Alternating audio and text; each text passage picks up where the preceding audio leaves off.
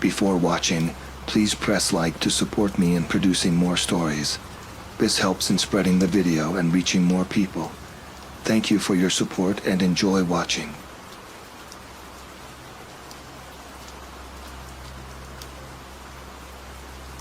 I never imagined that the silence of the Alaskan wilderness could be so deceptive. My name is Leland Thorpe, and in 2017 I was serving as a park ranger in Tongass National Forest. Swapping the cacophony of city life for the whisper of pines felt like a fair trade, especially for someone who tells jokes that only squirrels seem to appreciate. My days were a blend of routine patrols and the occasional rescue of lost hikers who thought GPS could outsmart nature. I enjoyed the simplicity, just me, the trees, and the endless expanse of rugged terrain. On a good day, the most excitement I'd encounter was a moose blocking the trail, stubbornly refusing to acknowledge right of way.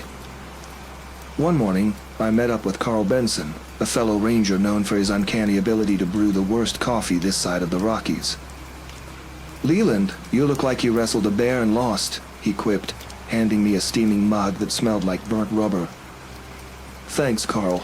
Nothing like your coffee to remind me why I cherish solitude," I retorted, forcing a grin. We were scheduled to check on a remote campsite where a group of biologists had been collecting soil samples. They hadn't radioed in for 2 days, which wasn't entirely unusual but warranted a visit. We hopped into the ATV, the engine's roar slicing through the morning stillness.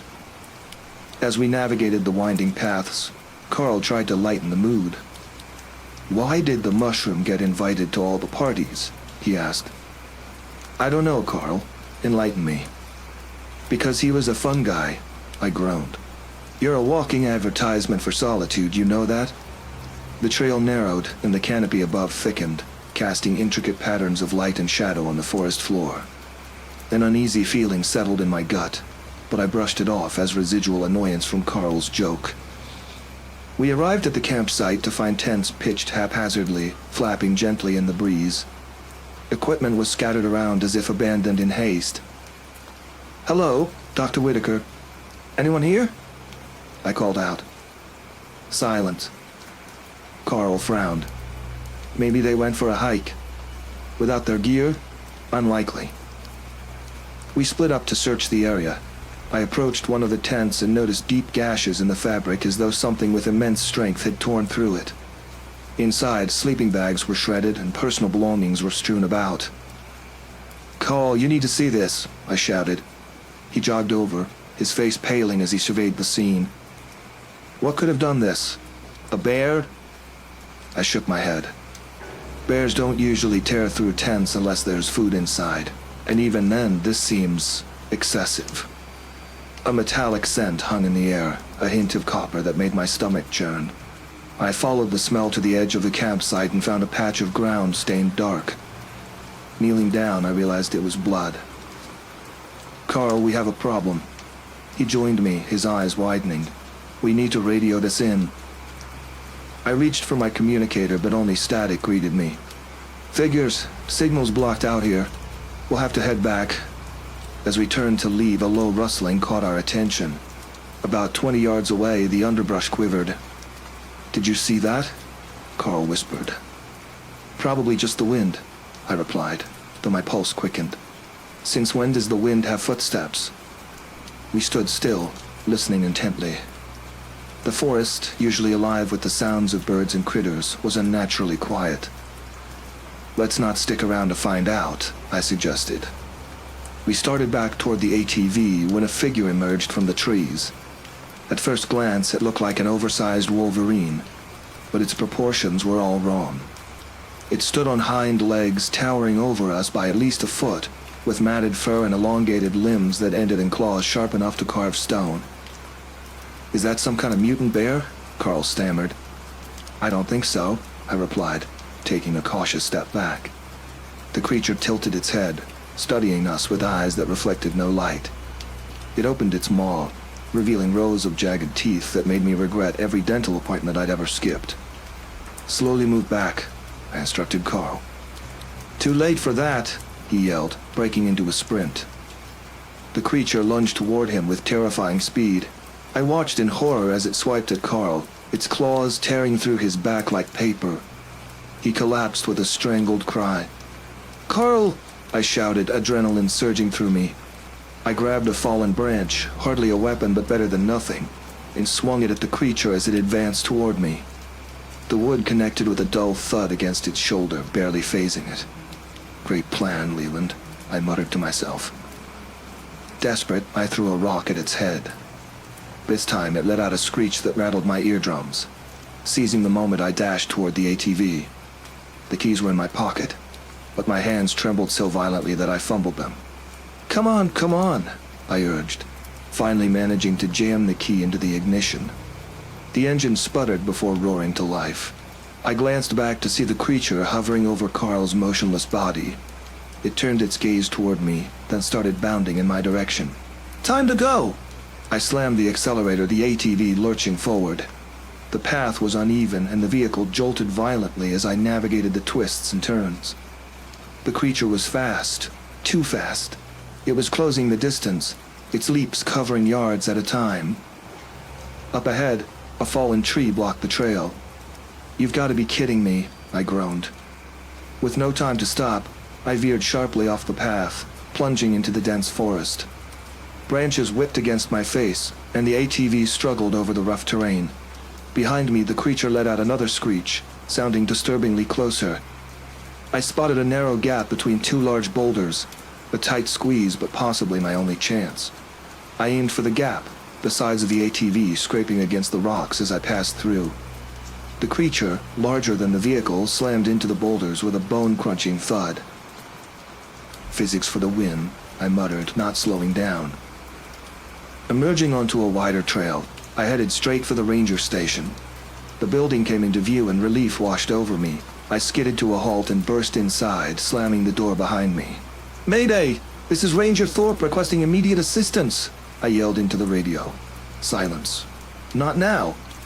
I smacked the radio and a burst of static gave way to a faint voice. "Repeat your message, Thorpe." "Creature attack at Grid 9. Carl Benson is down. I need backup and medical assistance." "Copy that. Help is on the way." I secured all entrances and grabbed the Winchester rifle from the emergency locker. My heart pounded as I checked the ammunition. Only 5 rounds. Better make them count. The windows rattled as something heavy collided with the side of the station. I positioned myself behind a desk, aiming at the door. A moment of silence, then the sound of claws scraping against wood. The door creaked under pressure, hinges straining. "Knock, knock," I whispered, trying to steady my shaking hands. The door burst open, splinters flying. The creature stood there, more menacing up close. Without hesitation, I fired. The bullet struck its shoulder, causing it to recoil but not retreat. "Guess you're not a fan of lead," I said, firing again. This shot hit its leg, and the creature let out a guttural snarl. It charged toward me, and I barely dodged as it swiped at the air where my head had been moments before. I scrambled behind a filing cabinet. "Any chance we can talk this out?" I called, knowing full well it couldn't understand. Or maybe it just didn't care. The creature knocked over furniture as it searched for me. I could hear its heavy breathing, a raspy sound that echoed in the confined space. With 2 bullets left, I needed a plan. An idea sparked. The propane tank in the supply closet could be my ticket out. I inched toward the closet, keeping low. The creature was methodically tearing the place apart. Reaching the tank, I waited for the right moment. "Hey! Over here!" I shouted. The creature turned, locking onto me. I aimed and fired at the propane tank as the creature lunged forward. The explosion was deafening. The blast threw me backward, and I felt a searing heat as flames engulfed the room. Debris rained down and smoke filled the air. Coughing, I pulled myself up. The creature lay amidst the wreckage, motionless and charred. "Looks like you couldn't handle the heat," I said hoarsely. Sirens wailed in the distance. Backup had arrived. Paramedics tended to my injuries while firefighters doused the flames. I spotted Chief Reynolds approaching, his face a mix of concern and disbelief. "What happened here, Thorpe?" I glanced at the smoldering ruins of the station. "Had a bit of a pest problem." He raised an eyebrow. "Carl?" I swallowed hard. "Didn't make it." He put a hand on my shoulder. "We'll find out what did this." "Good luck with that," I replied, knowing they'd have a hard time explaining the remains of whatever that creature was. In the aftermath, officials labeled it a freak accident, a gas leak resulting in an explosion. Carl's death was attributed to a wild animal attack, likely a bear. I knew better, but some truths are too strange to accept. As for me, I decided it might be time to consider a career change, perhaps something indoors, where the wildest encounter is a paper jam. Who knew that trading punchlines with squirrels would seem like a luxury?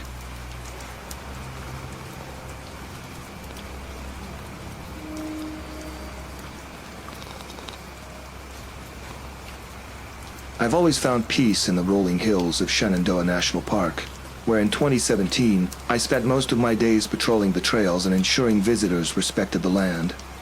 My name is Ezekiel Harper, but most folks just call me Zeke. Growing up in a small Virginia town, I developed a love for the outdoors early on, thanks to my grandpa who taught me everything from fishing to identifying bird calls. Of course, I never quite mastered the art of starting a campfire without singeing my eyebrows, a talent that earned me a few laps around the ranger station. On a crisp October morning, I was assigned to check the remote segments of the Appalachian Trail that wound through our park. The leaves were turning shades of amber and crimson, and hikers flocked to catch the autumn spectacle. My colleague, Laura Jenkins, a sharp-witted ranger with a penchant for bad puns, joined me. She once joked that between the two of us, we had one fully functioning brain, hers mostly. "Zeke, did you hear about the mathematician who's afraid of negative numbers?" she asked as we set off. "He'll stop at nothing to avoid them." I chuckled, shaking my head. "Your jokes are like the park's compost heap, ripe and recycled." We headed toward a less traveled path where a few campers had reported strange noises at night. Probably just a bear rummaging for food, but protocol was protocol. As we hiked deeper, the canopy thickened, and the sounds of chattering tourists faded away. After an hour, we reached a small clearing where we found an abandoned campsite. The tent was shredded, and belongings were scattered. A backpack torn open, food supplies strewn about. "Looks like a bear got here," Laura remarked, kneeling to inspect claw marks on a tree. But something felt off. The claw marks were unusually high, and the spacing didn't match any animal I knew. "That's odd," I said. "Black bears around here don't get that tall." "Maybe it's a bear on stilts," she quipped. "The circus is in town, after all." "Either that or Bigfoot finally decided to go camping," I replied, trying to shake off a creeping unease. We cataloged the site, took photographs, and collected what we could. I radioed back to the station to report the findings. Our supervisor, Mark Thompson, instructed us to keep investigating but to stay alert. As we moved on, the forest grew denser. The trees seemed to close in, their branches twisting like gnarled fingers. The usual sounds of wildlife were absent. No birds chirping, no rustling of small creatures in the underbrush. "You notice how quiet it is?" Laura whispered. "Yeah, it's like Mother Nature muted herself," I replied. Even the wind took a day off. We pressed forward, reaching a narrow ravine bridged by a fallen log. Below, a shallow stream trickled over rocks. I went first, carefully balancing as I crossed. Laura followed, but halfway across, she froze. "Zeke, do you smell that?" she asked. I inhaled deeply. There was a faint, acrid odor, like sulfur mixed with decay. Maybe something died nearby. "Comforting," she muttered, continuing across. On the other side, we found deep impressions in the soft soil, footprints unlike anything I'd seen. They were elongated with 4 toes ending in sharp points. "Okay, that's definitely not a bear," I said. Laura snapped photos. Could be a prank, some teenager with a homemade mold trying to spook hikers. Maybe, but why go through all that trouble out here? We decided to follow the tracks, which led further into the forest. The smell grew stronger, and the trees around us bore the same high claw marks. "Feels like we're being herded," Laura observed. "Toward what, though?" I tried to sound casual, but my nerves were fraying. "Probably a surprise party. Rangers of the Year awards," she joked weakly. "Great. I hope they have cake." We reached another clearing, this one dominated by a massive ancient oak. At its base lay the remains of a deer, or what was left of it. The carcass was mutilated, deep gashes exposing bone. Jesus, Laura breathed. No animal does this. I felt a knot tighten in my stomach. We should head back, report this, and get a team out here. As we turned to leave, a sound echoed through the trees, a low, rumbling noise that seemed to vibrate the very air. What was that? Laura asked, her eyes wide. Probably just the wind playing tricks, I said, though I didn't believe it. The noise came again, closer this time. It wasn't the wind. It was more like the reverberation of heavy machinery, but there was no equipment for miles. We need to move, I urged. We retraced our steps, but the path seemed different. Landmarks we had passed were gone, and the terrain felt unfamiliar. Did we take a wrong turn? Laura asked. I don't think so. It's like the forest changed. Forests don't just rearrange themselves, Zeke. Tell that to this one. The rumbling noise followed us, sometimes distant, sometimes alarmingly near.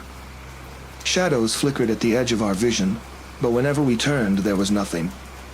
Maybe we should radio for help, Laura suggested. I reached for my radio, but all I got was static. That's not good. Of course, the one time we need technology, it fails us, she said. Well, on the bright side, we won't have to file those tedious reports if we never make it back. I attempted to lighten the mood. Dark humor, Zeke? Didn't peg you for that. Desperate times. We pressed on, picking up our pace. The light was fading, and the thought of being out here after dark was unsettling. We broke into a jog, but the forest seemed to stretch endlessly. Then we heard a scream, a man's voice, raw and terrified. Did you hear that? Laura stopped. Yeah, came from over there. Without hesitation, we ran toward the sound. Bursting through a thicket, we stumbled upon another ranger, Ben Morales, lying on the ground. His uniform was torn and he clutched his leg, which was bleeding profusely. Ben, what happened? I knelt beside him. Something attacked me, he gasped. It came out of nowhere. Laura ripped open her pack, pulling out a first aid kit. We need to stop the bleeding. As she worked, I scanned the surroundings. Did you see what it was? He winced. It was huge, like a wolf, but bigger. Walked on two legs sometimes. A wolf on two legs? Laura exchanged a glance with me. Maybe you hit your head, I suggested gently. I'm not crazy, he snapped. It chased me. I think it got Sam. Sam's out here too? Laura's voice tightened. He radioed for backup. I was closest, Ben explained. Great, so we're not just dealing with a rogue wildlife situation, I muttered. More like a nightmare, Ben said. We helped him to his feet. We need to get back. Can you walk? I'll manage, he grimaced. We made slow progress, the forest now cloaked in shadows. The rustling of leaves and snapping of twigs kept us on edge. Knock, knock, Laura whispered. Now's not the time, I hissed. Who's there? Ben played along, perhaps to distract himself from the pain. Interrupting ranger. Shh. She cut him off, holding up a hand. We fell silent. Ahead, the trees parted to reveal another clearing. In the center stood a figure, hunched over something on the ground. Is that Sam? Ben whispered. I squinted. The figure was tall, its limbs too long, covered in matted fur that gleamed dully in the fading light. It resembled a bear crossed with a sloth, but grotesquely exaggerated. The creature lifted its head, revealing a snout filled with sharp teeth, blood dripping from its maw. That's definitely not Sam, I said. The creature let out a sound, a mix between a howl and a roar that sent chills through me. Run, Laura breathed. We backed away slowly, but Ben stumbled, his injured leg giving out. The creature's ears perked up, and it turned its gaze toward us. Go, I shouted, grabbing Ben under the arm. We bolted, adrenaline overriding fear.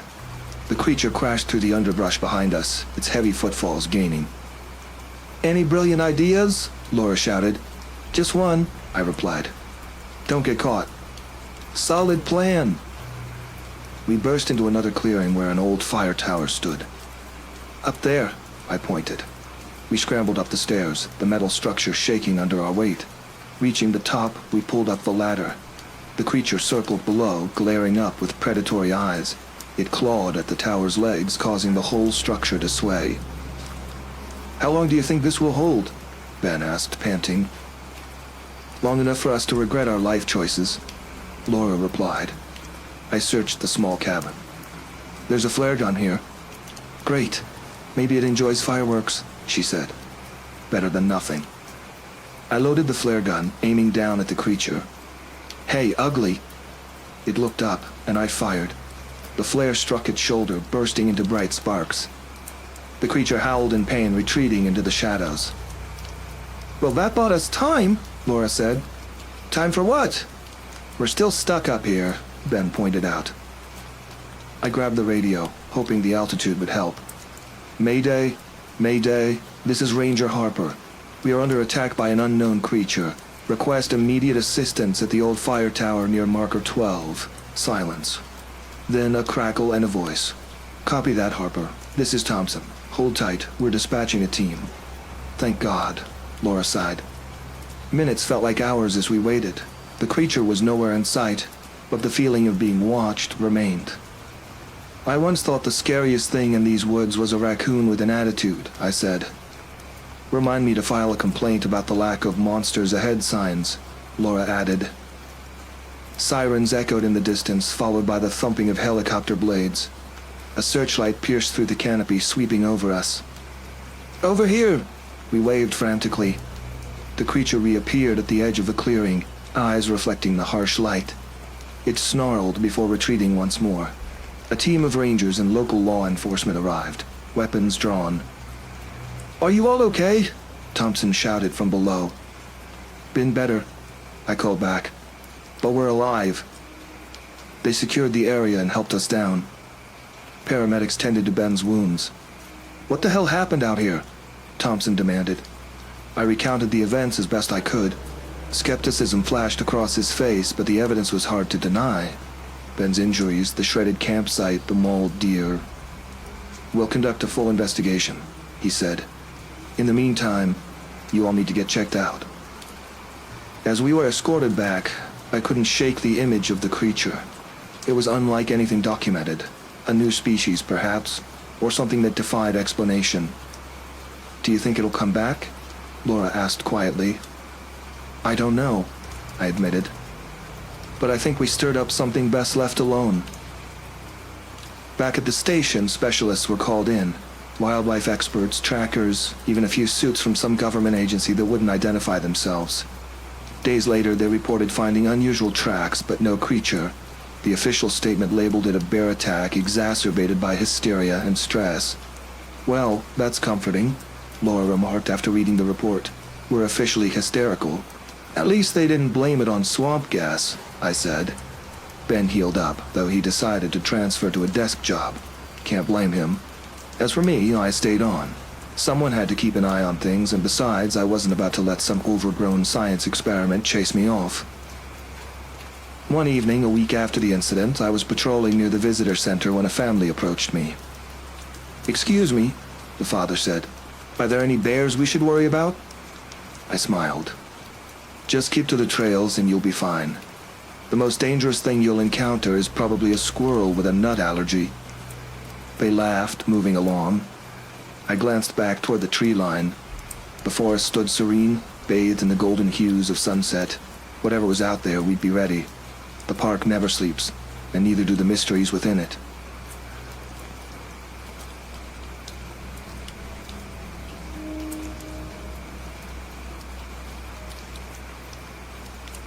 I've been working the graveyard shift at Black Mountain Wilderness, a place no one seems to care about.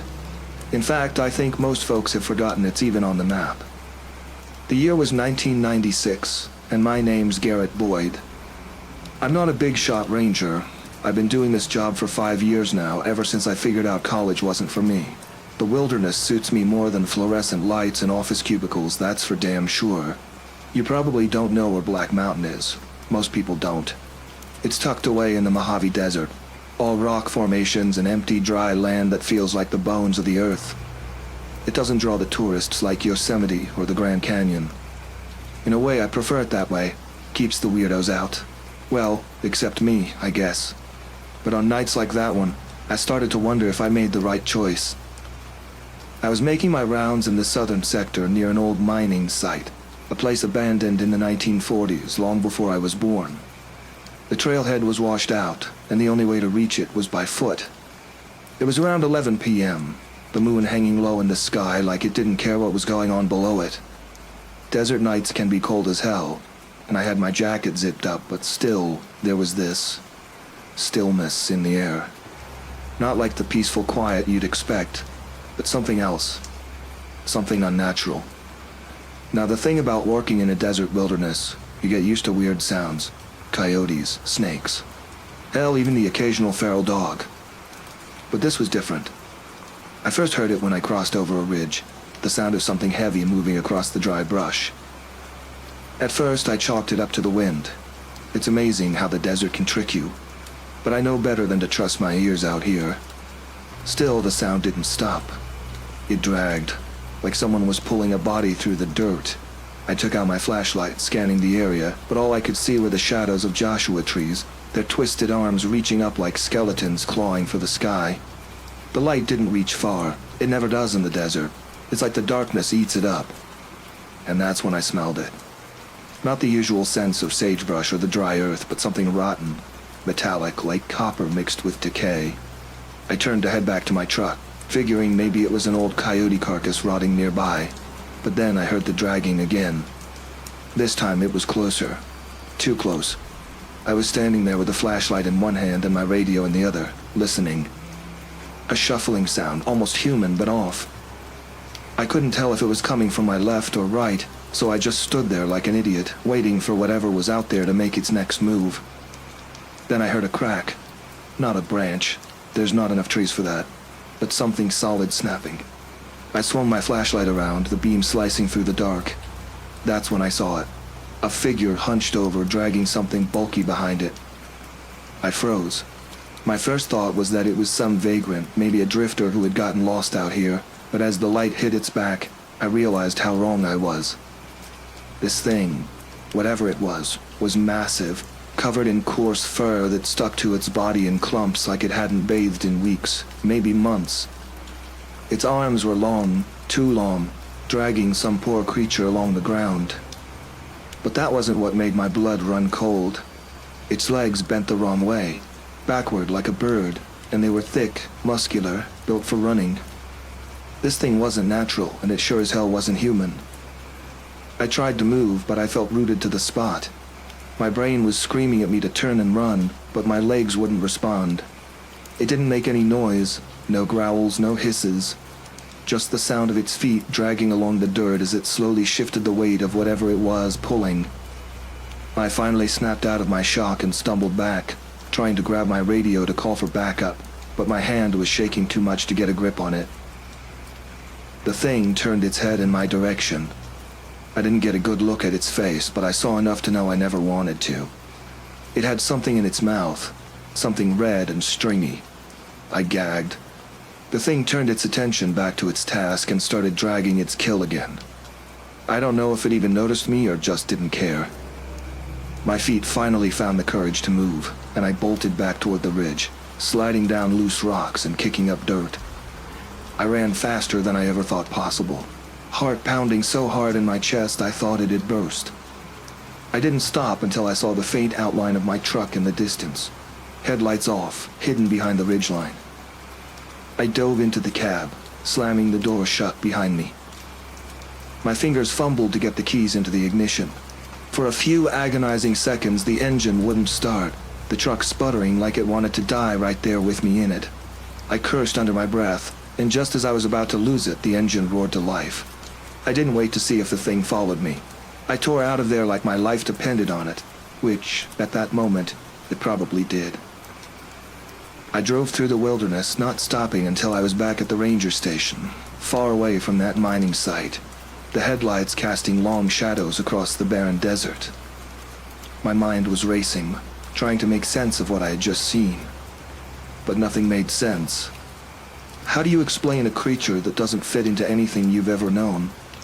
It didn't belong in this world, yet there it was, dragging its prize through the desert. When I got back, I sat in the parking lot for a few minutes, trying to catch my breath, my hands shaking on the steering wheel. I thought about calling it in, telling someone what happened, but what the hell was I supposed to say? No one would believe me. I barely believed it myself. So I sat there staring at the dashboard, wondering if maybe I'd lost it. Maybe the desert had finally driven me mad. But then I remembered the smell, that rancid metallic stench. That was real. That wasn't something you imagine. I kept replaying the scene in my head, the dragging sound, the legs bending the wrong way, the way it had looked at me without seeing me. I realized then that I wasn't dealing with a normal predator.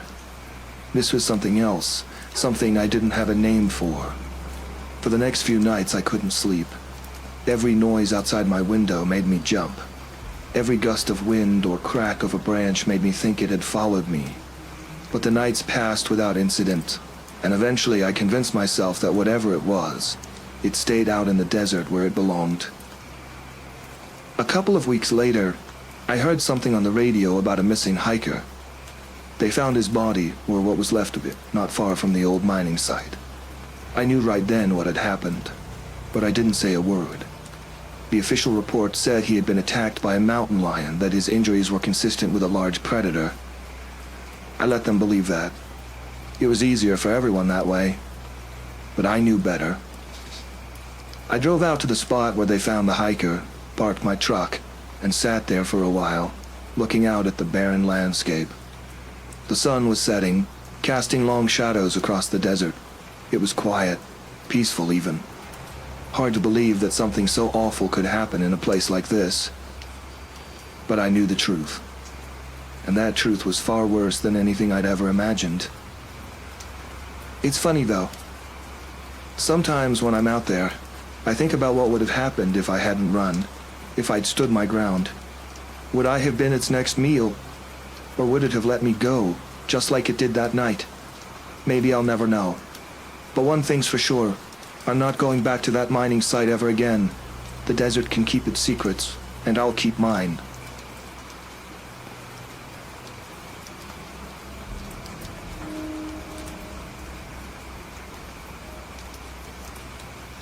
It was early in the afternoon when I noticed the first sign that something was off.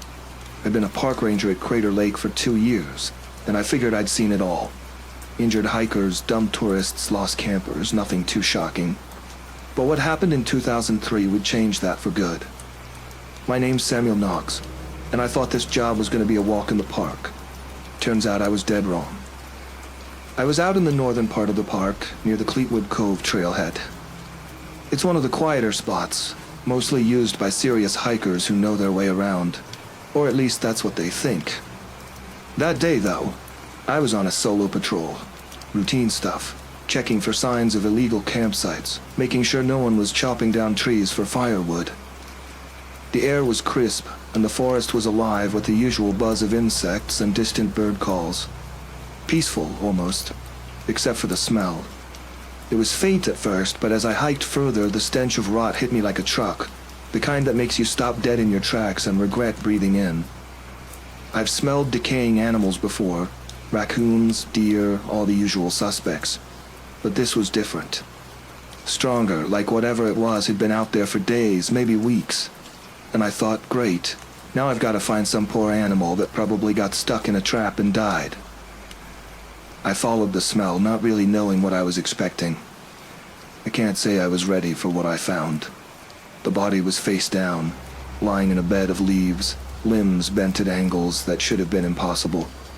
The skin was pale, almost gray, with parts bloated like it had been in the sun too long. The clothes were shredded, not by the elements, but by something that had claws. Big ones. This wasn't an animal that did this. Not any animal I'd seen. I radioed it in, keeping my distance. I may have joked once about how nothing ever happens out here, but no way was I going to touch what looked like a crime scene. And then, because I'm an idiot, and apparently hadn't learned anything from horror movies, I turned the body over. Yeah, I know, real smart move. The guy's face, or what was left of it, was barely recognizable. Eyes gouged out, cheeks torn open like some animal had been gnawing on him. It looked deliberate, though, like whatever did this wanted him to suffer. Teeth marks? Sure. But it wasn't the size of the teeth that threw me off. It was the pattern, like they were too close together, too sharp, like a bunch of small knives had gone to work on him. A chill crept down my spine, and for the first time that day, I felt the weight of the silence around me. It didn't take long for backup to arrive. Sheriff McAllister and a couple of his deputies. McAllister took one look at the body and let out a low whistle. "What the hell did that?" he asked me like I was supposed to know, as if my usual line of work was solving mutilations in the woods. I shrugged, muttered something about maybe a bear, but even I didn't believe that. McAllister gave me a sideways glance, but he didn't press. Smart guy. He could tell when someone wasn't being straight. They bagged up what was left of the body, and McAllister told me to stick around, maybe do a little more patrol work, just in case. I nodded, but my gut was telling me this wasn't the last of it. I started heading back along the trail, thinking I might loop around to where the smell had first hit me. That's when I heard it. A scream. Now, I'm no stranger to weird noises in the woods. Animals, wind, people doing dumb things. It's all part of the job. But this wasn't any of that. This was a scream of pure terror, cut off way too fast.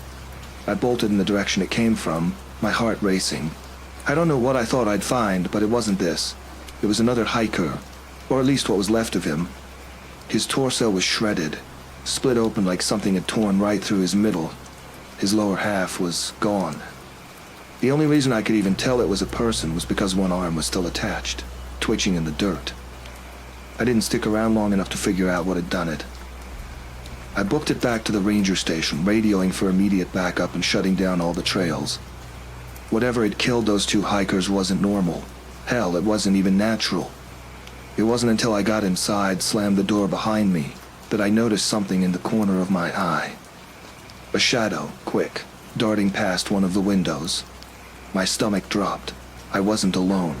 I grabbed my rifle, heart pounding as I scanned the area outside through the dirty window. Nothing. Just trees, rocks, and more trees, but I knew better. That thing was out there, waiting.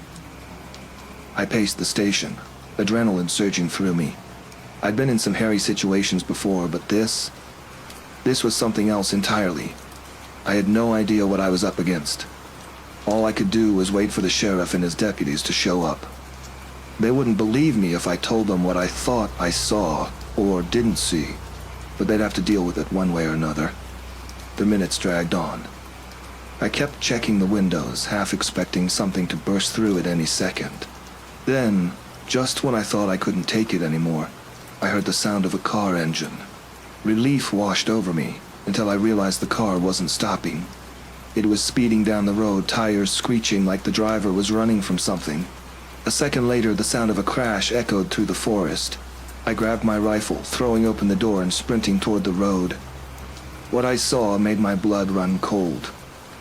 The sheriff's patrol car was flipped over, smoke rising from the crumpled hood. McAllister was nowhere to be seen. I stepped closer, my eyes scanning the wreck. Blood smeared across the windshield. No bodies, though. Not at first. But as I got closer, I spotted something. A shape, hunched over near the tree line. It was big, bigger than a man, with limbs that seemed too long, too twisted.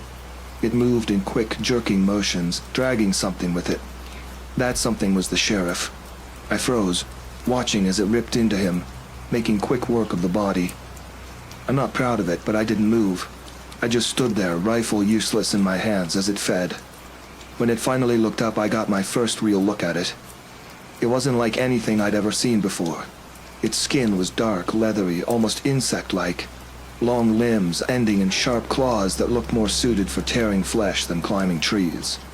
Its mouth was wide, too wide, filled with jagged teeth that looked like they belonged in a shark. But its eyes, no, I didn't even want to think about those. It saw me, but it didn't charge. It just watched.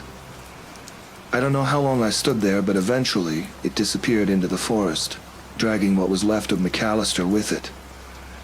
The sun was setting when I finally made my way back to the station. I was shaking, my mind racing as I tried to process what had just happened. I couldn't stay there. Not with that thing still out there. I needed to get out of the park, get to the nearest town, warn someone, anyone. But as I reached for the door, I heard something, a laugh. Quiet, low, almost like someone was mocking me.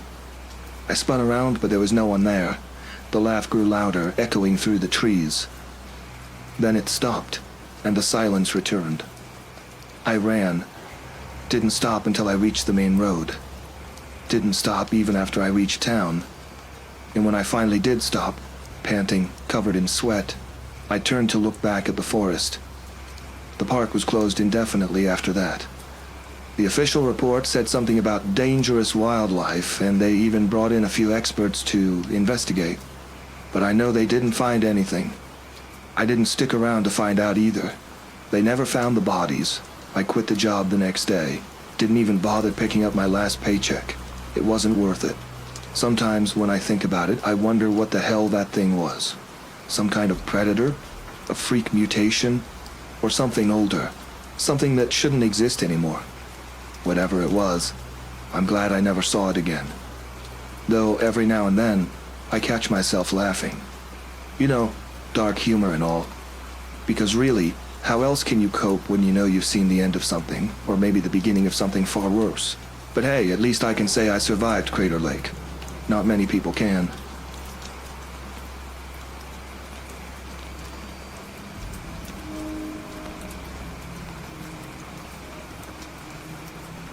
It's not every day you find yourself in the middle of nowhere, Arizona, questioning your life choices. I never imagined a career as a park ranger could get this complicated, but here I am, in the middle of Chiricahua National Monument, knee-deep in the weirdest day of my life. My name's Kevin Romer, and this is 1991. I've been in this line of work for about 5 years now, and up until today, the biggest problem I ever had was fending off a bunch of unruly campers who thought they were auditioning for Deliverance. The morning started off simple enough. I was out on a routine patrol, mostly to make sure some of the hikers weren't getting lost or breaking park rules. Honestly, it was an excuse to get some fresh air and peace of mind. The desert out here is something else. Cactus-studded ridges and jagged rock formations, the kind of landscape you can get lost in, literally and mentally. Not much grows out here except for yuccas and bad ideas. Around noon, I got a call from dispatch about some campers in an unmarked area. They weren't supposed to be there. The region was off limits due to unstable ground. I figured it was some teenagers thinking they were invincible. Happens more often than you'd believe. I threw on my hat, grabbed my radio, and set off in the truck. Easy fix, or so I thought. Now, here's where things get strange. As I'm driving down the dusty path toward this unmarked zone, I get this feeling. You ever just have that sense that something isn't right? Not in a spooky way, but in a wait, why am I doing this sort of way. My gut was screaming at me to turn around, but I'd already gone too far. Plus, I figured I could be back in time for lunch. When I reached the general area, I parked the truck and hiked the rest of the way. I was about half a mile in when I noticed the smell. Now, if you've ever been near a dead animal that's been roasting in the desert sun, you know that smell. It's pungent, thick, and gets into your nostrils like it's planning to stay there. Only this wasn't just an old animal carcass. It was something much worse. I pushed through the scrub, following the smell like some morbid bloodhound, and stumbled onto a small clearing. And there it was. A campsite, but not the kind you'd expect. The tents were torn to shreds, like someone had gone at them with a set of bear claws. The fire pit was cold, untouched for at least a day or more. But the thing that caught my attention was the blood. There was blood everywhere, splattered across the dirt, smeared on what remained of the tents. I called out, half expecting someone to pop out from behind a rock with a lame excuse about a cougar or something, but nothing answered. The place was eerily quiet. I took a couple of steps forward, and that's when I saw it. The body. Or at least what was left of it. The guy, well, what was left of him was in pieces. Limbs scattered, torso ripped open like someone had gotten creative with a chainsaw. It wasn't pretty. I may have skipped breakfast that morning, but seeing that, I was grateful there was nothing in my stomach to lose. I reached for my radio, fingers trembling more than I'd like to admit.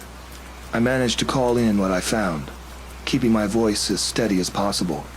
Dispatch tried to keep me calm, told me backup was on the way, but something told me it wasn't going to matter. Whatever did this wasn't gone. I could feel it. It wasn't long before I heard something. At first I thought it was just the wind, but no, it was something else. Something moving through the brush, circling me. My brain was trying to piece together what kind of animal could have done this. A mountain lion? No, they don't tear people apart like that. A bear? Not out here. My pulse was speeding up, but I had to stay calm. Panicking in situations like this gets you dead. And then I saw it. It was about 50 yards away, crouched low, moving through the undergrowth like a ghost. My first instinct was to compare it to a big cat, but that didn't seem right. It was too wrong. The thing was bigger than any cat I'd ever seen. Its limbs were too long, its movements too deliberate, too intelligent. And then it stood up, like a man, but it wasn't a man.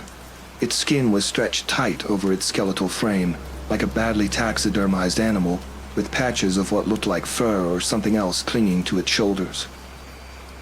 I don't know what possessed me to freeze, but for a solid minute I couldn't move. It looked at me, cocking its head like it was sizing me up, deciding whether I was worth the effort. I guess I didn't make the cut because it slinked back into the brush as quietly as it had come. I was shaken but not stupid. I started to back away, my hand on the holster at my side. I didn't have much, just a Glock. But at that moment, it felt like a pea shooter compared to what I'd seen. I was debating whether to take a shot at it or just haul ass out of there when I heard the scream. It wasn't far off. It was human, and whoever they were still alive, at least for the moment. I bolted toward the sound. Whatever fear I had was pushed aside by the need to do something, anything to stop this thing. I broke through the thicket and found another campsite, this one even more destroyed than the first. A woman was on the ground, clutching her leg, which was oozing blood. She looked up at me, eyes wide with terror, and pointed behind me. I spun just in time to see it coming at me.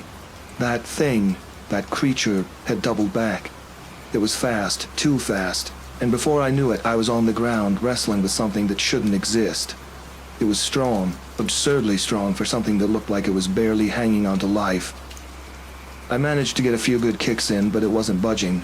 Its breath was rancid, hot, and I could feel it trying to rip me apart like it had done to that other poor guy. Desperation has a way of making you do things you normally wouldn't. I reached for my Glock, yanked it free, and fired point blank into its side. The thing screeched, more out of anger than pain, and recoiled. I scrambled to my feet, grabbing the woman under one arm, and started dragging her out of there. The creature didn't follow. Maybe the gunshot scared it off, or maybe it just didn't see us as worth the trouble anymore. Either way, I wasn't sticking around to find out. We made it to the truck, barely, and I threw her in the passenger seat. I peeled out of there, not caring about the dirt flying up behind me. We didn't talk much during the drive back. She was in shock, bleeding badly, but still alive. I radioed in the situation, gave them what little details I could. As we hit the main road, I caught a glimpse of something in the rearview mirror, just a shadow moving along the ridge. I didn't look back. The woman survived, barely. Lost her leg, though. The official report chalked it up to some kind of unknown animal attack, but I knew better. Whatever that thing was, it wasn't just an animal. And the worst part? We never found the first body. The campsite was there, the blood was there, but the guy was gone. Not a trace. A couple of days later, I quit my job. Arizona's a nice place and all, but after that, I figured I'd take my chances elsewhere. Maybe I'll try something safer, like working at a library, but hey, at least I can say I finally met a creature that wasn't on any wildlife chart. That's something, right?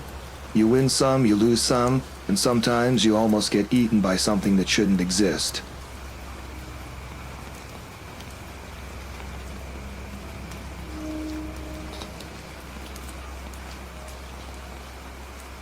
In 1996, I was working the eastern edge of the Great Smoky Mountains. My name's Gregor Billings, and for the last decade, I'd been bouncing between ranger gigs across the Appalachian region. Not the career path I envisioned when I was studying English Lit back in college, but hey, I figured dealing with wild animals was easier than deciphering 18th century poetry. I'd been called a lot of things. Quiet, stubborn, too blunt for my own good. But most folks say I'm likable enough. Even the tourists who I have to guide back after they've wandered off trail tend to laugh when I tell them to buy a map next time. My patrol that day was nothing out of the ordinary. Typical Monday morning stuff. I had a section of the park where hikers were notorious for going missing. Not that they were being snatched up by something, mind you, but because most of them thought GPS was a replacement for common sense. People underestimate the Smokies, figuring a well-traveled park couldn't possibly be dangerous. They're wrong. That morning, I had the pleasure of escorting a family of 4 back to the main trailhead after they had gotten themselves turned around. Nice folks from Texas, I think. After they were back on track, I radioed in and continued my route. Nothing to see here, just trees, the distant call of a hawk, and the occasional squirrel acting like it owned the woods. Around noon, I reached an area near Gregory Bald, a spot known for its open views and calm breezes. It was one of my favorite spots to grab a sandwich and pretend I had the best job in the world. But something felt off. You ever get that sense when the forest just goes quiet? Like nature holds its breath, waiting for something to happen? That was the vibe. At first I chalked it up to a bear, maybe a big one lumbering through the underbrush, which would explain why the bird shut up all at once. But when I listened closer, there wasn't even the crack of a twig. Nothing. So I did what any rational person would do. I took another bite of my sandwich and figured whatever it was would pass. After all, bears don't care much for turkey and cheddar, so I wasn't exactly on the menu. But then, I saw it. A shadow moving between the trees. Big. Too big for a bear. It moved fast, almost like it was skimming just above the ground. My stomach dropped, but I didn't move right away. Rangers see a lot of weird stuff in the woods, most of it explainable. But this didn't feel right. I stood up, scanning the tree line, and reached for my radio. Now, here's the thing about radios in the Smokies. They're garbage half the time. And today was no exception. Just static. Like the thing was mocking me for even trying. The movement stopped, and for a moment I thought maybe I was just tired. My brain playing tricks on me. I mean, it happens. You stare at enough trees and suddenly you're seeing faces in the bark. But when I started to turn back to the trail, I heard something. Footsteps. But not the heavy plod of a bear or the lighter tap of a deer. No, this was different. These steps were slow, deliberate, like something was stalking. I started backing up, my hand resting on the holster of my sidearm, though I hadn't drawn it yet. You don't go pointing guns at every shadow, not in my line of work. That's a fast way to lose a job and get your face on the evening news. Then it came into view. Sort of. The thing stepped from behind a thick tree, but it didn't move like an animal I'd ever seen. It was hunched, long-limbed, with a body covered in patches of what looked like fur but was too uneven, almost mangy. Its legs were bent in a way that reminded me of a wolf, but it moved on 2 feet like a person. Only its gait was jerky, unnatural. I know wolves, bears, even the occasional mountain lion when they wander this far east, but this was none of those. I froze, every instinct in me screaming to do the opposite.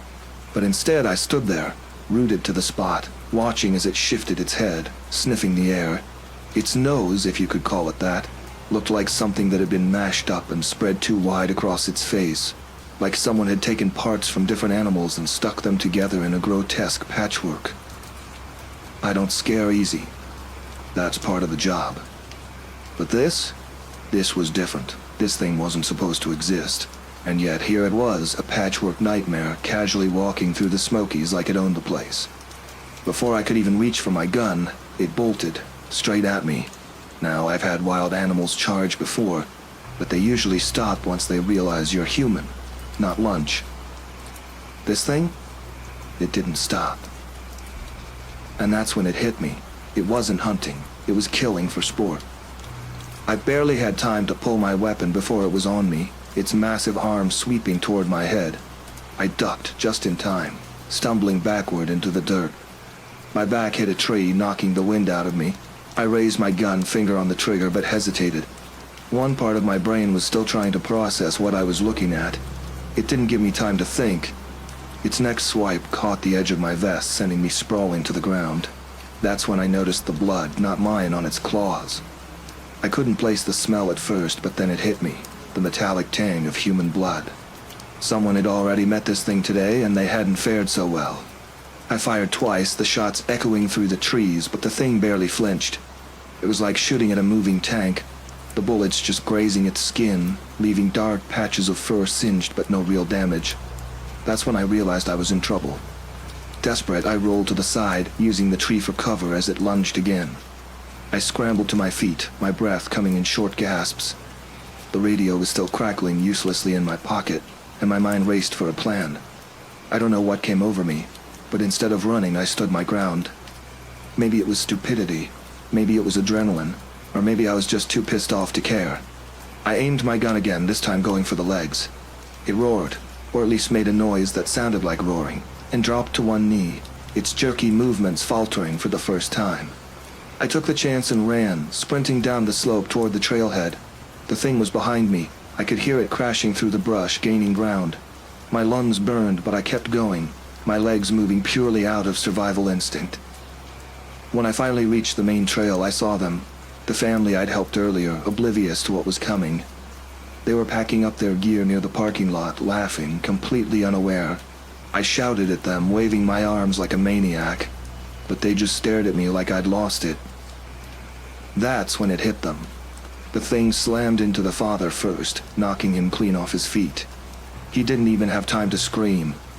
The mother turned, but by then it was on her too. The kids. God, the kids. I couldn't get there fast enough. I don't know how I did it, but I managed to unload the last of my clip into the thing's back. It staggered, wheeling around to face me, eyes burning with rage. But then it collapsed, hitting the ground with a sickening thud. For a moment, everything was silent again, the kind of silence that makes you think maybe you imagined the whole thing.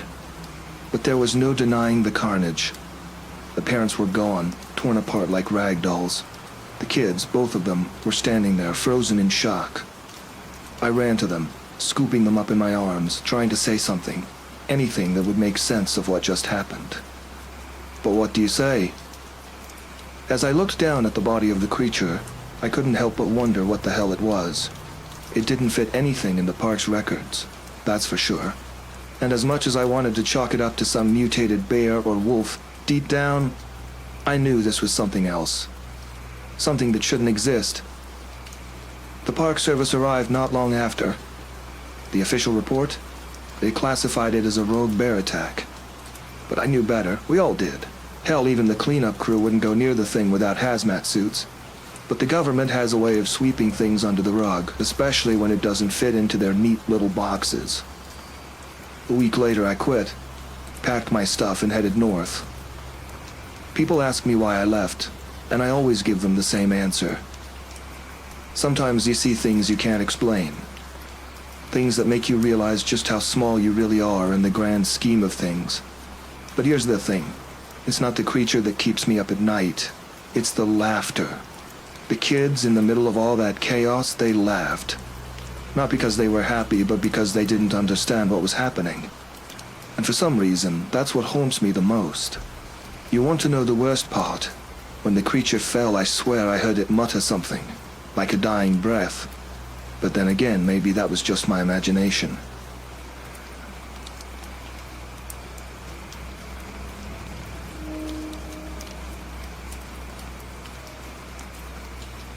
In 1988, I found myself working as a ranger at the Shenandoah National Park in Virginia. You'd think the biggest threat to a ranger would be a bear or some overzealous camper picking a fight over regulations. But the truth is, if I'd known what was waiting for me in those woods, I'd have quit my job on the spot. My name's Hank Reardon, by the way. I wasn't one of those kids who always dreamed of becoming a ranger. Honestly, I stumbled into it after a brief career in construction didn't pan out. Turns out, swinging hammers wasn't my thing, and the peace of the woods sounded like an upgrade from city life. Now, 8 years into the job, I can say it's been both the best and the worst decision I ever made. Shenandoah National Park is vast. Over 200,000 acres of forest, rivers, and trails winding through the Blue Ridge Mountains. If you don't know what you're doing, you can get lost in minutes. Lucky for me, I had a knack for navigation and had always found my way around pretty easily. But what happened on that day wasn't about getting lost.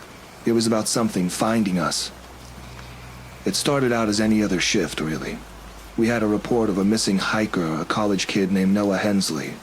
He'd been out on the old Rag Mountain Trail and hadn't returned after sundown. That's a big no-no, especially for inexperienced hikers. This trail had a reputation for being tricky, steep, and sometimes unforgiving, particularly in bad weather. I teamed up with 2 other rangers, Emma Garrison and Tom Huxley. Both were seasoned rangers, solid on their feet. We loaded up the gear, flashlights, rope, first aid kits, the usual, and hiked up the old Rag Trail. At first we figured it was a typical case of someone going off trail, getting disoriented, or maybe twisting an ankle. Worst case scenario, Noah had found himself stuck in one of the rock scrambles that litter the higher parts of the mountain. But something was off. The air felt different, like there was something hanging in it, something that didn't belong. We reached the main trailhead by early afternoon, but the moment we set foot past the initial tree line, there was this awful stench, like decaying meat, hanging heavy in the air. Emma wrinkled her nose. "That's never a good sign," she muttered, glancing around. We pushed forward, keeping our voices low, listening for any sound that might indicate Noah's location. We called out his name a few times, but the echoes seemed to die faster than usual, like the trees were swallowing the sound. Tom, ever the optimist, joked that we were chasing Bigfoot, but none of us laughed. The sun was already dipping low by the time we made it to the first rock scramble. That's when we found the first sign something wasn't right. There, half buried under some leaves, was a torn backpack. The fabric was shredded, not like it had caught on a branch or rock, but like something had clawed it open. There were deep gashes in the fabric, each one lined with something like dried blood. Emma knelt down, picking it up and turning it over in her hands. "I think this is Noah's," she said, her voice low. I radioed back to the station, letting them know we found what looked like Noah's pack, but there was no sign of the kid himself. Protocol meant we had to keep going. No turning back until we found more evidence or, God forbid, a body. So, we pressed on, the uneasy feeling growing with every step. The further we went, the more signs we found. Broken branches, scuff marks on the rocks, more bloodstains. And the smell was getting worse. It wasn't just rot anymore. There was a sourness to it, like something festering, growing rancid in the cold autumn air. Tom was the first to see it. He stopped dead in his tracks, shining his flashlight ahead. "What the hell?" he whispered, barely audible. Emma and I followed his gaze, and that's when we saw it too. There, caught between the crevices of 2 large boulders, was something I wish I could unsee. A body. What was left of it anyway? It was Noah, or at least it had been. His torso had been ripped open. His limbs, I'm not sure where they were. The body looked like it had been chewed on, chunks of flesh missing. There were these strange markings all over his skin, like claw marks, but too deep, too wide for anything I'd seen before in the park. Emma gagged, turning away, and even Tom, who'd seen his fair share of injuries and accidents, looked like he might lose his lunch. We didn't have long to process the horror. From somewhere up ahead there was a noise, low and guttural, not animal but not human either. I froze, my blood turning cold as I strained to figure out what it was. Tom grabbed the flashlight, shining it in the direction of the sound. Whatever it was close. I've been around bears before, even had a close call with a mountain lion once, but this was different. This was a predator, a real one, and it was hunting us. Emma and Tom were already backing away, but before I could join them, the thing stepped into the light. It wasn't a bear, not by a long shot. It stood on 4 legs, but its limbs were elongated, almost disproportionate, like it had adapted for running in a strange, distorted way. Its skin was mottled, dark and slick, glistening in the flashlight's beam like wet leather. It had these grotesque jaws, too wide for its head, filled with sharp, uneven teeth. If I had to compare it to anything, it was like a hyena, but larger, more twisted, like something pulled from a nightmare. I don't know if it was the fear or the shock, but we stood there, frozen, staring at this creature as it stared back at us, its breath visible in the cold air, every exhale sounding like a wheeze. Then, without warning, it charged. Tom shouted, pulling out his service revolver. I heard 2 shots, loud, reverberating off the rocks, but the thing didn't stop. It was on him in seconds, knocking him down.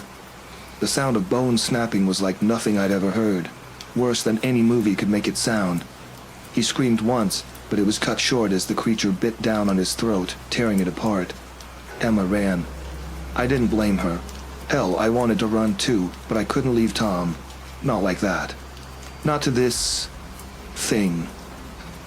I grabbed a rock, the only thing I could find, and threw it at the creature. It was a stupid move, but it worked. It snapped its head up, snarling at me before bounding off into the trees, dragging Tom's body with it.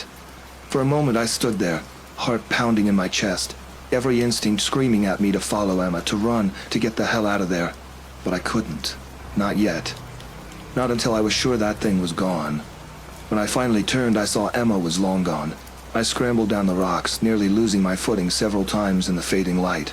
The trail was a blur, the trees twisting around me as I stumbled forward, trying to remember the way back.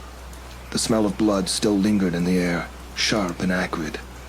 I don't know how long I ran, but eventually I made it to a clearing. There was Emma, huddled next to a boulder, shaking.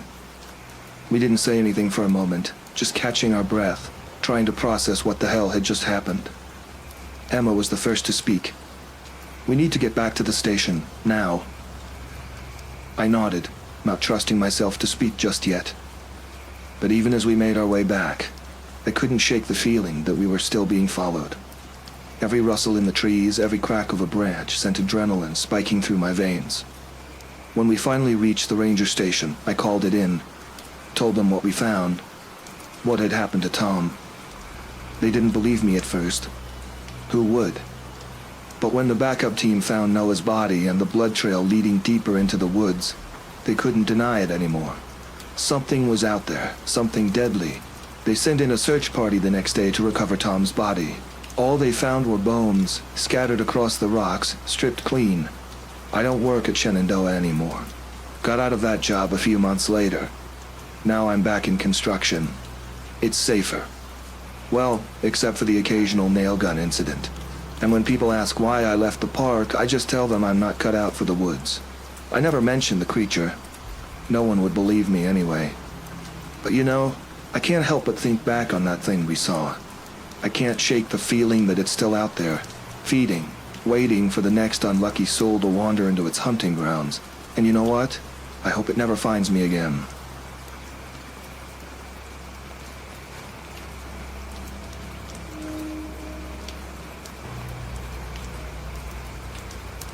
It was 1997, and let me tell you, being a park ranger in Michigan's Upper Peninsula isn't as peaceful as it sounds. My name's Gus Wrigley, and I've been working at the Ottawa National Forest for a decade now. You get used to seeing strange things in the woods, but nothing quite prepares you for the kind of mess I walked into that year. I always thought my worst days would involve campers getting lost or the occasional bear encounter. Turns out, I was wrong. Now, most people think I'm joking when I say this, but the truth is, you've got to have a good sense of humor to survive out here. Otherwise, you'll start believing the forest is out to get you. I don't even carry a gun. Not because I'm some pacifist or anything, but mostly because I know myself too well. I'd probably shoot myself in the foot fumbling for it in the dark. That day, a call came in about a couple of hikers who hadn't returned from their trail the night before. People go missing now and then, but they almost always turn up. They lose track of time, get caught up in the scenery, or decide to camp somewhere off the beaten path.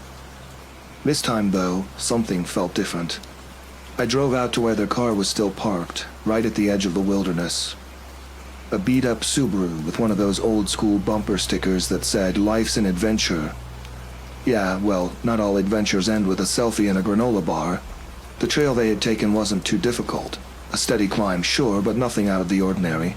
Still, the deeper I walked into the forest, the more uneasy I felt. It was too quiet. If you've ever spent time in the woods, you know it's never truly silent.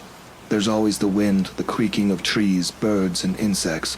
But on that day, the only sound was the crunch of my boots on the underbrush. I tried to shake it off, blaming my nerves and lack of coffee. After about an hour of hiking, I came across something that didn't sit right. a backpack half torn to shreds lying in the middle of the trail, bits of food scattered around it, the wrapper from a protein bar hanging from a nearby branch. And there were tracks, something big. Not bear big, though. These were wide, but not deep, like whatever made them had padded feet. I'm not one to jump to conclusions, but I'd never seen anything like it before. I pressed on, my heart beating faster than I'd like to admit. After another 15 minutes, I found them. Or what was left of them. It was like a scene from a bad horror movie. The bodies were mangled, limbs at odd angles, blood soaked into the forest floor. One of them, a guy wearing a faded blue jacket, had his head twisted nearly off his shoulders. The other, a woman, was missing large chunks of flesh, as if something had torn into her. Now, I've seen enough animal attacks to know what one looks like, but this wasn't right. The cuts were too clean, too precise, like something with more intelligence than your average predator had done this. There were no signs of a struggle either. No claw marks in the dirt, no desperate scrawlings on the trees nearby. It was as if they had been caught off guard, completely unaware of what hit them. I took a step back, feeling bile rise in my throat, and that's when I heard it. A low, deep rumbling sound from the trees behind me. My first thought was mountain lion, but this wasn't that. It was bigger, heavier, the kind of sound that makes you freeze in place because every instinct you've got is screaming at you to run. Slowly, I turned around and that's when I saw it. Staring back at me from between the trees about 30 feet away was this thing. I don't even know how to describe it properly. It looked like a wolf, but not any kind of wolf I'd ever seen. Its fur was black, matted with dirt and blood, and it was easily the size of a grizzly bear. But its face, Jesus, its face was wrong. It had these elongated features, almost like it was trying to be human but hadn't quite figured out how. Its mouth was too wide, filled with teeth that didn't belong on any animal I knew of. It didn't move right away, just stood there watching me, like it was sizing me up. I didn't even dare breathe. Then, without warning, it charged. Now, I'm not a fast guy, I'll admit that. But when your life depends on it, you find a way to run faster than you ever thought possible. I took off down the trail, my boots slipping on the wet leaves, heart pounding in my ears. The thing was right behind me, close enough that I could hear its breath, hot and ragged. I don't know how I made it back to my truck, but I did. Threw myself inside, locked the doors, and slammed on the gas. I didn't stop until I was a good 10 miles out of that forest, shaking so hard I thought I might pass out. I reported the deaths, of course, but I didn't mention the creature. What the hell was I supposed to say? Hey boss, there's a mutant wolf beast thing hunting people in the woods. They'd laugh me out of the job. The bodies were taken out by the state police a few hours later, labeled as a freak bear attack. I didn't argue. Sometimes it's better to let people believe in the simple explanation. But here's the kicker. 2 weeks later, another couple went missing in the same area. Same trail, same outcome. This time, though, there wasn't anything left of them. Just a few scattered bones and bloodstains. I got the call, but I didn't go out there. I knew what I'd find, and I wasn't about to face that thing again. I don't work at Ottawa anymore. I left that job a year after everything went down. Moved to a desk job in a city where the scariest thing I have to deal with is the traffic on the interstate. Sometimes, though, when I'm lying in bed at night, I can still hear that creature's breath in the back of my mind. And I wonder how many more poor souls it's taken since then. But hey, on the bright side, at least I didn't have to outrun it for a second time. I like to think of that as my one big win in life. Better than winning the lottery, right? End of the day, I guess you could say I learned my lesson. Never trust the forest. It's got teeth you can't see, and it's always hungry.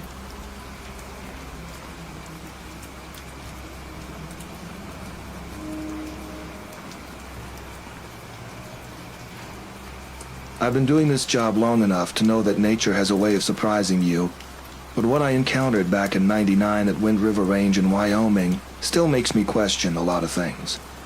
My name's Colin Judd, and I was stationed at the Fremont County Ranger Post, patrolling a vast wilderness known for rugged beauty and the occasional odd disappearance.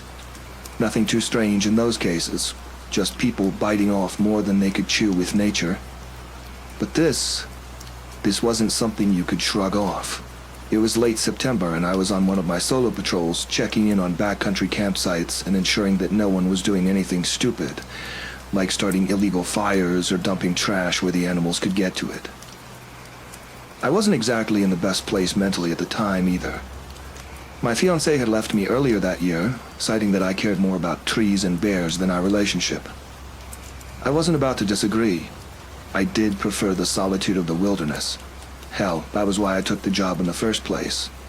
Anyway, I had just reached one of the more remote locations, a place not marked on most tourist maps but known to locals for its eerie quietness.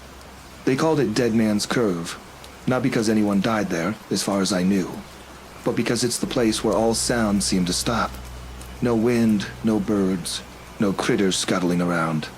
Just silence, like the earth itself was holding its breath. I liked it in a weird way, probably because it meant I wouldn't run into anyone who could annoy me. I had set up camp for the night, and was going through my usual routine. Radio check, a quick bite, and then scanning the area through my binoculars, just in case something was out of place. I didn't expect to see anything. Maybe a stray hiker who'd lost their way, or, if I was unlucky, some idiot poacher. What I saw instead was, well, not so easily explainable. At first, it looked like a person crouching near a thicket about a half-mile away. But something was off about the way it moved. It was too quick, almost like it was gliding along the ground. No human could move like that, at least not that fast and low to the ground. I stood there, squinting through the binoculars, waiting for my brain to process what I was seeing. The thing straightened up. My first thought was that it might be a big elk standing on its hind legs, but I knew elk didn't do that. The shape was wrong too. It was lanky, with long limbs that seemed disproportionate to its body. For a split second, I thought it might have been someone in a ghillie suit playing some elaborate prank. But then it started walking, and I knew no human would move like that. I'm not one to scare easily, but something about this thing made my gut churn in a way that instinctively told me to keep my distance. It wasn't normal. I grabbed my rifle, not because I was expecting to shoot anything, but because you don't want to be unarmed when you're alone in the wilderness and something's off. Over the next half hour, the thing just disappeared into the tree line. I told myself I'd check the spot in the morning. Maybe it was just my imagination. Maybe I was tired, hallucinating, or worse, going crazy. That night, I slept with my rifle close, something I hadn't done since my early days on the job.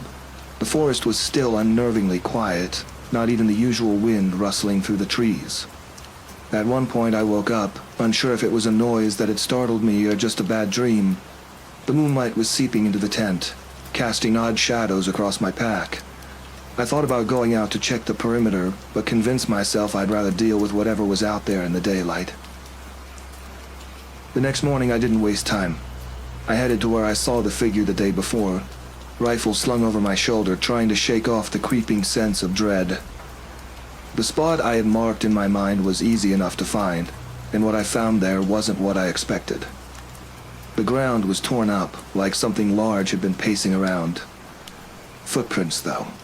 Those were what really made my blood run cold. They weren't animal prints. They were too big, too human-like, but elongated, with what looked like claws at the tips. I've tracked plenty of animals before, and I've never seen anything that left prints like those. As I crouched down to inspect them closer, a strong odor hit me. The smell of rot, like something long dead. It was coming from nearby, a small thicket that looked like it had been recently disturbed. Curiosity, or maybe stupidity, got the better of me, and I pushed through the branches. There was a body, or more accurately, what was left of one. It looked like it had been a man, judging by the tattered remains of a flannel shirt and jeans, but the body was unrecognizable beyond that. It had been savaged, torn apart in ways that no animal I knew of could manage. Deep gashes along the torso, limbs twisted at odd angles. The face, well, there wasn't much left of that. I've seen my share of animal attacks, and I knew this wasn't one. Whatever had done this had enjoyed it. There was no other way to describe the carnage. And I had a pretty good idea that it was connected to whatever I'd seen the night before. That's when I heard it. A soft scraping like something dragging across the forest floor. I stood up slowly, rifle in hand, scanning the area. The noise grew louder, closer, until I saw it moving between the trees, low, almost on all fours now, The same creature I had seen through the binoculars the day before. It stopped about 50 yards away, standing still, watching. It wasn't human, but it wasn't entirely animal either. Its skin was pale, almost translucent in the morning light, stretched tight over bones that jutted out unnaturally. It had long, gangly limbs, with fingers too long and thin, ending in what looked like claws. And its mouth, God, its mouth, was too wide, full of jagged, broken teeth that didn't fit in any natural way. It was a predator, but not the kind you'd expect to find in the Wyoming wilderness. It didn't belong here, and every part of my being screamed to get out of there. I slowly backed away, keeping my rifle trained on it, but it didn't move. It just watched, as if it was sizing me up, waiting for the right moment. I wasn't about to give it that moment. I took off, moving quickly but carefully, keeping my eyes on it until the trees finally blocked it from view. The whole time I expected to hear it following, expected to feel it closing in on me. But nothing happened. I made it back to camp, grabbed my gear, and bolted for the ranger station. Now, here's the part that makes me sound crazy, even though I'm not. When I reported it to my supervisor, they listened, nodded, and told me to stay quiet about it. Just like that. They didn't ask for more details, didn't ask about the body, nothing. It was as if they already knew something was out there but had no interest in dealing with it. I'm not one for conspiracy theories, but when someone tells you to shut up about finding a mangled corpse and seeing something straight out of a nightmare, you start to wonder what's really going on. They reassigned me to a different area after that. No explanation, just a new post. And I didn't argue. Hell, I didn't even want to be in the same county as whatever that thing was. But here's the kicker. A week later, I heard on the news that some hikers went missing near Deadman's Curve. No one ever found them, just their gear scattered around like they had been plucked from existence. And no one mentioned the body I'd found, or the thing I saw. Not a word. Maybe they thought it would scare off tourists, or maybe they didn't want to admit there was something out there they couldn't control. Either way, I know what I saw, and I know I'm not the only one.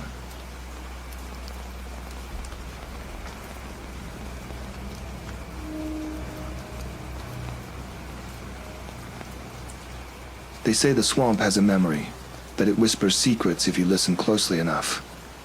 My name is Silas Reed, and in 2018, I was working as a park ranger at Congaree National Park in South Carolina. I've always loved the outdoors. Maybe it's the solitude or the way nature doesn't judge you for your past. Before I landed this gig, I spent years bouncing between jobs, trying to find a place where I fit in. Turns out, the swamp doesn't care if you're a misfit. One humid morning, I was assigned to check the boardwalk trails for storm damage. The summer rains had been relentless, and the water levels were higher than usual. As I made my way through the cypress trees, their knobby knees poking out of the water like curious onlookers, I couldn't help but feel a sense of peace. The air was thick with the scent of wet earth and decaying leaves, a smell only a swamp could pull off without being offensive. Around midday, I met up with Lena Thompson, another ranger who'd been there longer than anyone else. Lena was sharp as a tack and had a wit drier than toast. She once told me that the mosquitoes here were so big they'd volunteered for the Air Force. Today, she seemed preoccupied, her usual banter replaced with a furrowed brow. "Water's rising faster than a politician's promises," she remarked, pointing to a section where the boardwalk was nearly submerged. "Guess Mother Nature didn't get the memo about our maintenance schedule," I replied. We decided to split up to cover more ground. Lena headed north while I continued east. The deeper I went, the quieter it became. Even the insects seemed to hold their breath. I noticed something odd, a series of deep scratches on one of the bald cypress trees. They were high up, too high for any animal I'd expect to find around here. I shrugged it off, thinking maybe a black bear had wandered off course. As the sun began to dip, turning the sky into a canvas of oranges and purples, I heard a sound. A low, rumbling noise that seemed to vibrate through the trees. It wasn't thunder. It was too localized for that. I stood still, straining my ears. Nothing.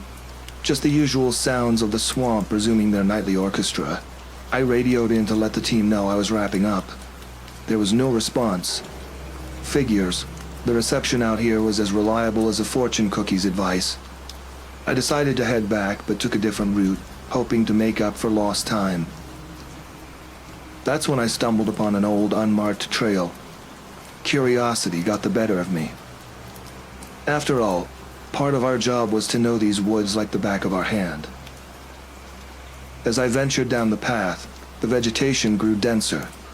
Vines twisted around tree trunks, and the canopy above thickened, allowing only slivers of moonlight to guide me. I nearly tripped over something, a discarded backpack covered in mud. Picking it up, I noticed it was torn, the fabric shredded as if by sharp claws. Inside were typical camping items, a flashlight, some granola bars, and a water bottle. No ID. It struck me as odd. Camping was prohibited in this section of the park. A rustling sound pulled my attention. About 20 yards away, I saw movement between the trees. "Hello? Is someone there?" I called out. No response, just the rustling getting louder, closer. I gripped my flashlight tightly, the metal cool against my sweaty palm. Emerging from the shadows was a creature unlike anything I'd ever seen. It stood on 4 legs, but was taller than a horse. Its body was muscular, covered in bristly dark fur that seemed to absorb the light. The head resembled that of a wild boar, but elongated, with tusks that curved upward like scythes. Its eyes reflected the faint moonlight, giving them an eerie shimmer. I remembered stories the locals told, tales of a beast that roamed the swamps, a relic from a time long forgotten. They called it the Swamp Stalker, a name I previously thought was just a ploy to spook outsiders. The creature stared at me, its breath audible even from a distance. I took a slow step back, trying not to provoke it. Suddenly it charged. I dodged behind a tree just as it barreled past, its tusks gouging the bark. My heart pounded like a drum solo gone wrong. I needed to get back to the main trail. Sprinting through the underbrush, I radioed frantically, "This is Silas, I need assistance, there's..." The radio crackled and died. Perfect timing. Behind me, I heard the creature smashing through the foliage. I spotted a narrow creek ahead and decided to jump, hoping the water would slow it down. Mid-leap, I felt a sharp pain rake across my calf. I landed awkwardly on the other side, stumbling but regaining my footing. I glanced back to see the creature hesitate at the creek's edge. It paced back and forth, emitting a sound that resonated deep within my chest. Was it unable to cross water? I wasn't about to stick around to find out. Limping now, I pushed forward. The trees began to thin, and I recognized the area near the visitor center. Relief washed over me like a cold shower. I burst into the clearing to find Lena and 2 other rangers, Mark and Diego, huddled over a map on the picnic table. "Silas, what happened?" Lena's eyes widened at the sight of me. "There's something out there," I gasped, pointing back toward the woods. "It attacked me." Mark raised an eyebrow. "Did you tangle with a gator? You're bleeding?" Before I could respond, a loud crash came from the tree line. The creature emerged, its massive form illuminated by the floodlights around the visitor center. The others froze, disbelief etched on their faces. "Tell me that's a promotional stunt," Diego whispered. The beast let out a bellow that seemed to shake the very ground. Without warning, it charged again. We scattered like billiard balls. Lena grabbed the shotgun from the emergency locker mounted on the wall. She fired a warning shot into the air. The creature paused, snorted, and then fixed its gaze on her. "Over here, ugly!" I shouted, grabbing a rock and hurling it at its flank. It glanced at me, but seemed more interested in Lena. She fired again, this time aiming for its shoulder. The shot grazed it, eliciting a roar that could have rivaled a jet engine. Mark and Diego were scrambling to get additional weapons, but time wasn't on our side. The creature lunged at Lena, knocking the shotgun from her hands. She was thrown backward, hitting the ground hard. The beast loomed over her, tusks poised to strike. Without thinking, I grabbed a flare from the supply box nearby, ignited it, and thrust it toward the creature's face. The sudden burst of light and heat startled it. It recoiled, shaking its head furiously. "Get her out of here!" I yelled to Mark and Diego. They pulled Lena to her feet and retreated toward the staff quarters. The creature's attention turned back to me. Figures, I always did know how to attract the wrong kind of company. It scraped its hoof against the ground, preparing for another charge. I held the flare steady, backing away slowly. Just then, the park's siren system blared to life, a wailing sound meant to signal emergencies. The creature seemed agitated by the noise, thrashing its head from side to side. Seizing the opportunity, I retreated further, putting more distance between us. Out of the corner of my eye, I saw flashing lights, park security vehicles approaching. About time they showed up to the party. A couple of officers stepped out, weapons drawn, clearly baffled by the sight before them. "Don't just stand there, that thing's dangerous," I shouted. They opened fire, bullets striking the creature's hide but barely slowing it down. It turned its wrath toward them, charging the nearest vehicle and flipping it as easily as a child might topple a toy car. The officers dove for cover. Amid the chaos, I noticed a stack of propane tanks near the maintenance shed, leftovers from a recent camping event. An idea sparked.